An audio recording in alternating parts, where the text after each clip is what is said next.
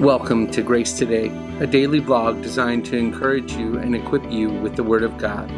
Let's begin. All right, on today's episode, we are looking at Obadiah as we continue to work our way through the 12, through the minor prophets, coming around to close to the end of the Old Testament. Sorry about Saturday, but Gary told me it was okay, so maybe I'm not that sorry. No, I'm just kidding. Really, I'm sorry about that. I'm trying to get these consistent, but today, let's look at Obadiah.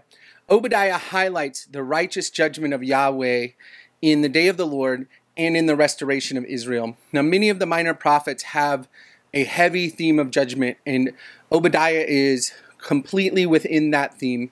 He exalts the justice, the justness of God's judgment in probably the most intense, profound ways of any of the books of the Bible, but it's clear that his theme is justice and judgment, but even with that, he still speaks of the restoration of the people.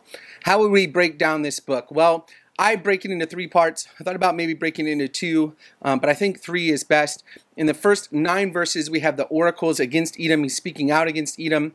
In verses 10 through 14, we have a description of Edom's wickedness that makes it seem like they're going to prosper. But then in the third section, chapters 15 through 21, you really see the judgment of Edom and really the destruction of Edom and Israel's restoration.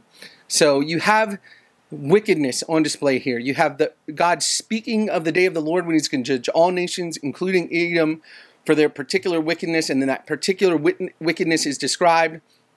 And then God brings judgment. His judgment is described in the latter part of the book.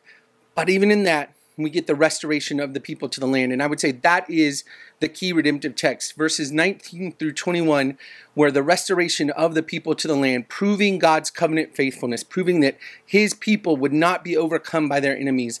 But though the people are facing wickedness, are facing even the results of their own sin, he will preserve a faithful remnant of his people and restore them to the land that he promised them way back in Genesis chapter 12, 1 through 3. And so that, I would say, is the picture of redemption in the text, the restoration of the people.